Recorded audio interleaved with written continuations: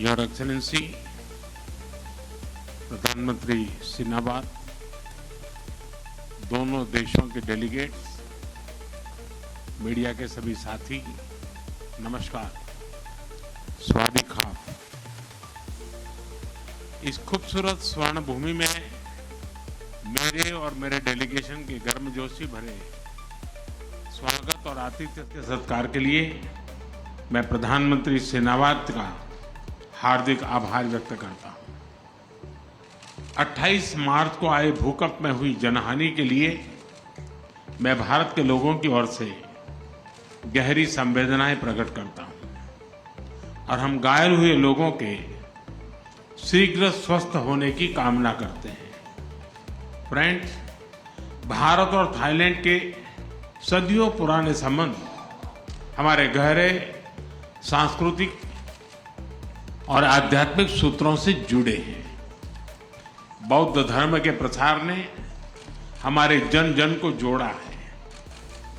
अयोध्या से नालंदा तक विद्वानों का आदान प्रदान हुआ है। रामायण की कथा थाई लोक जीवन में रची बसी है और संस्कृत पाली के प्रभाव आज भी भाषाओं और परंपराओं में झलकते हैं।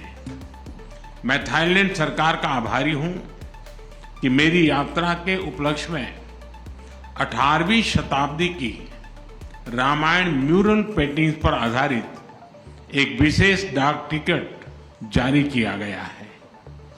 प्रधानमंत्री सेनाबाद ने अभी मुझे त्रिपिटक की भेंट की। बुद्ध भूमि भारत की ओर से मैंने इसे हाथ जोड़कर स्वीकार किया। पिछले वर्ष भगवान बुद्ध के पवित्र रेलिक्स को भारत से थाईलैंड भेजा गया। यह बहुत खुशी की बात है कि 4 मिलियन से अधिक श्रद्धालुओं को दर्शन करने का अवसर मिला। मुझे यह घोषणा करते हुए अत्यंत खुशी है कि 1960 में गुजरात के अरावली में मिले पवित्र रेलिक्स को भी थाईलैंड दर्शन के लिए भेजा जाएगा। इस वर्ष भारत में महाकुंभ में भी हमारा पुराना कनेक्शन दिखाई दिया। थाईलैंड समेत अन्य देशों से 600 से अधिक बौद्ध श्रद्धालु इस आध्यात्मिक और सांस्कृतिक सभा का हिस्सा बने। इस आयोजन ने वैश्विक शांति और सामंजस्य का संदेश दिया। फ्रेंड, भारत की एक्ट ईस्ट पॉलिसी और हमारे इंडो पैसिफिक विजन में थाईलैंड का विशेष स्थान है।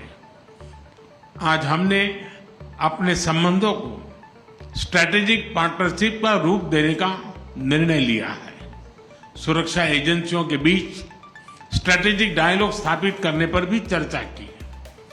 साइबर क्राइम के शिकार भारतीयों को वापस भारत भेजने में थाईलैंड सरकार से मिले सहयोग के लिए हमने थाईलैंड सरकार का आभार प्रकट किया।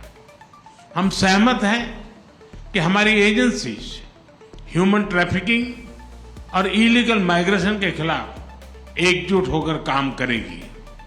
हमने भारत के उत्तर पूर्वी राज्यों और थाईलैंड के बीच टूरिज्म, कल्चर, एजुकेशन ऐसे क्षेत्रों में सहयोग पर बल दिया है।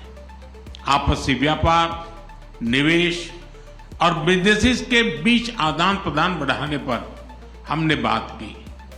एमएसएमई, हैंडलूम और हैंडीक्राफ्ट में भी सहयोग के लिए समझौते किए गए।